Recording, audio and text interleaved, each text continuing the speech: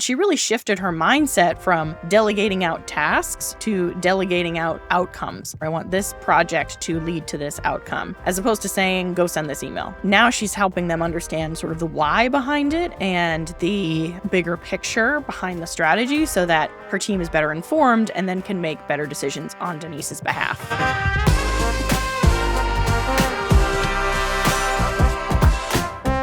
Welcome to What Was I Supposed to Be Doing? Time management, prioritization, and focus for when the whole business runs from your brain. I'm Lauren Glenn.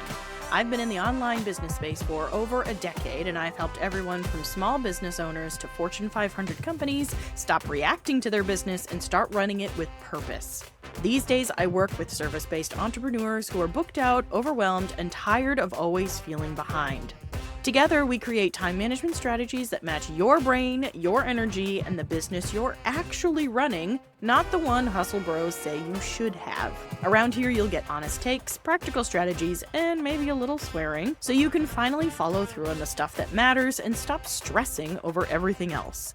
Let's get into it. Welcome to today's episode. Today, we're going to be talking about delegation.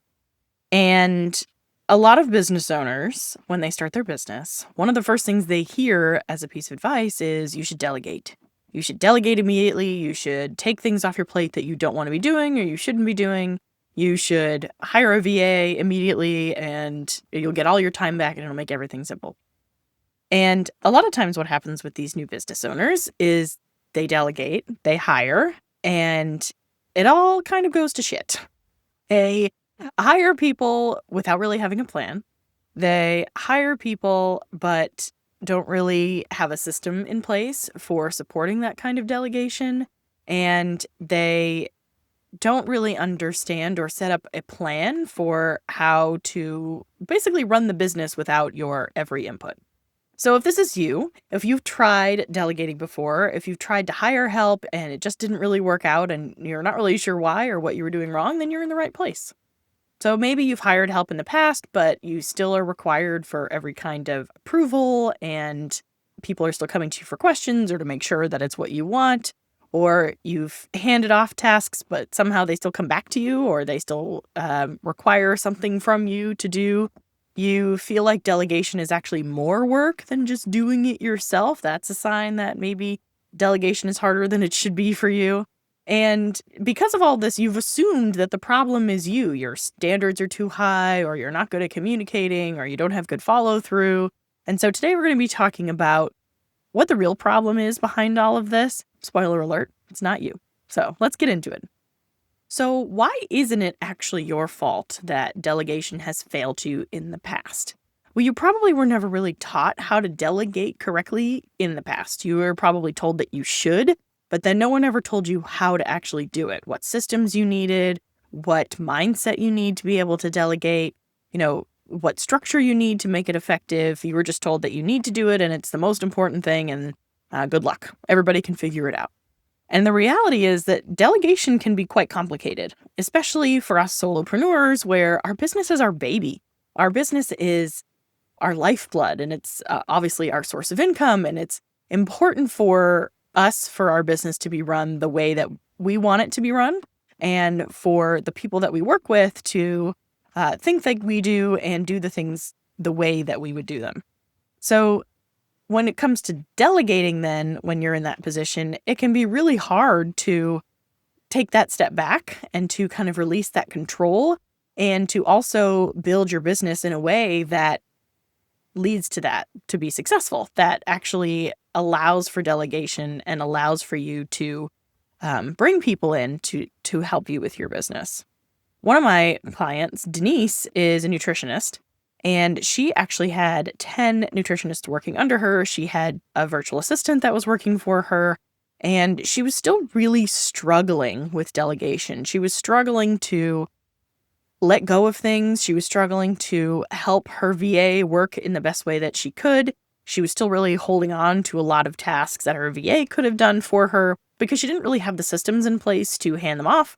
And she didn't have I don't want to say trust, because she trusted her VA. She knew that her VA could do well, but she didn't know how to have her VA work in the way that she wanted her to work or that she wanted things done.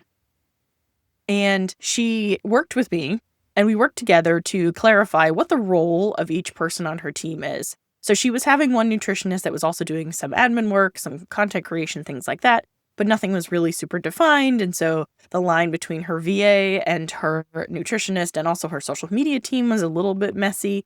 And she also hadn't really defined her VA's role. And so she was doing some inbox stuff and some calendar stuff, but then Denise was doing some of her own calendar stuff.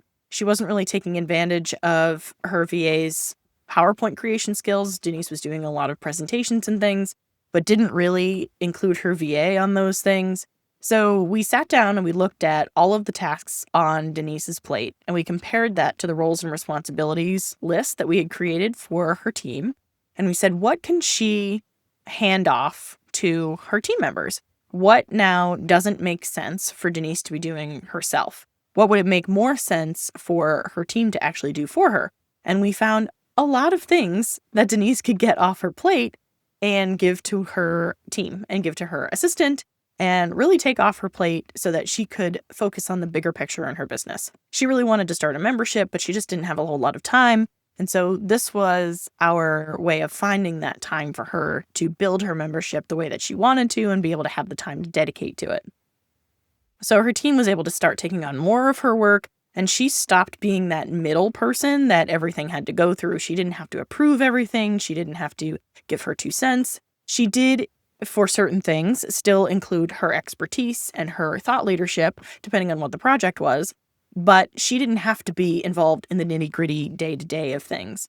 And it was all because I helped her learn how to delegate, and we created systems for her to be effective in her delegation, as opposed to just passing off a task and hoping that someone would succeed. We actually had thought and strategy behind each thing instead. And so she was finally able to find the time to launch her membership, and she had 30 beta testers sign up for the first month, which is crazy, for her membership. And she's doing really well with it and loving it. And she finally has the time to do it, and it doesn't require her to work nights and weekends like she was doing before, even with her assistant and even with a team of 10 other people.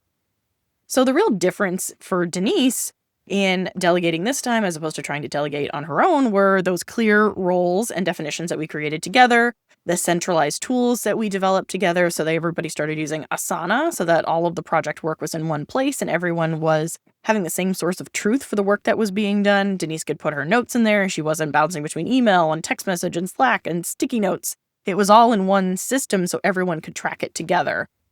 We created those defined workflows for her team to really understand step A, step B, step C, and for Denise herself to understand what the process actually was, because she didn't have those workflows created. So her team was kind of winging it, and they weren't doing it the way that Denise would want, but Denise hadn't really defined it in the past. So we cleaned it all up, made it really defined and really clear what everyone should be doing at every step of the way, and made it really easy for people to find and understand.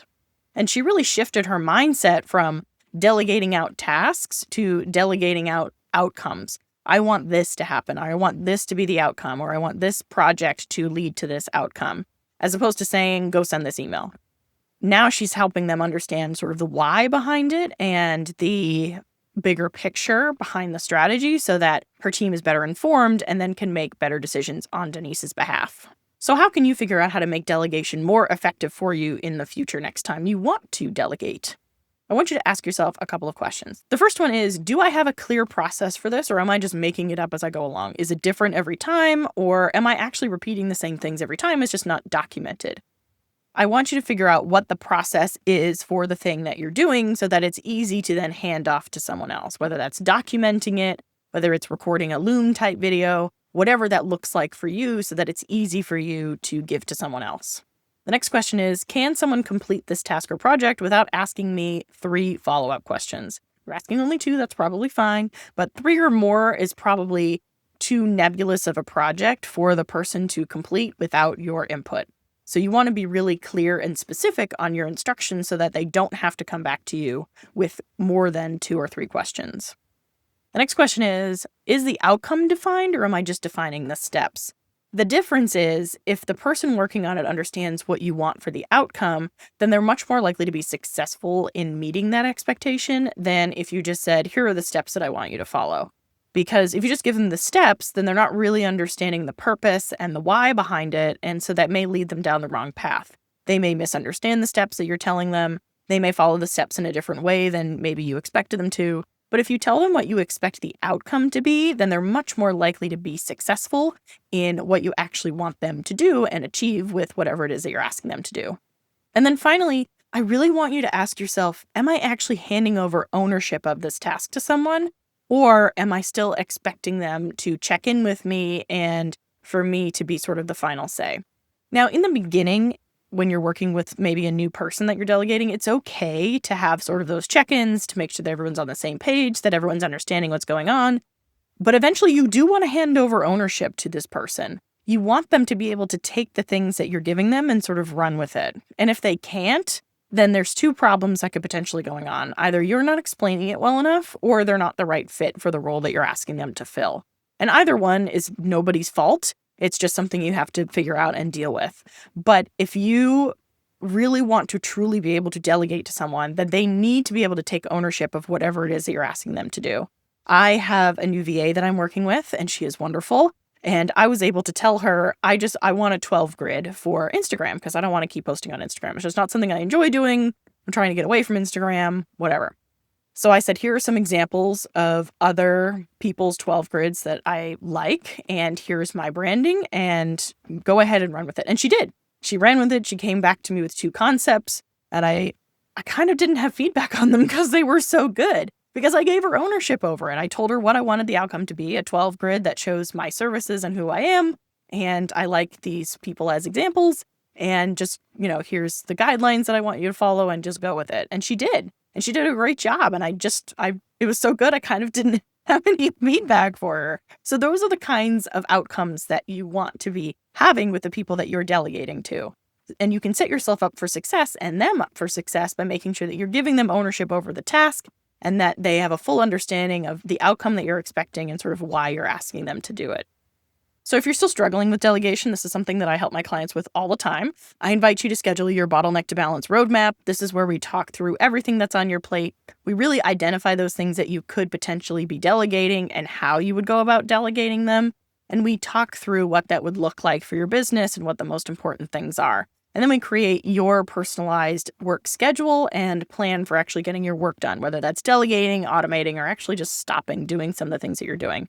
So sign up for your bottleneck to balance roadmap. The link is in the show notes, and we will get you set up for success together. Next week, we're going to be talking about another hidden productivity killer to watch out for. So if you are interested in that, please go ahead and subscribe. Please leave a comment or review if you enjoyed this episode. I would love to hear from you. I read every single one, and it means the world to me. And I will talk to you all next week. Thank you so much. Bye-bye.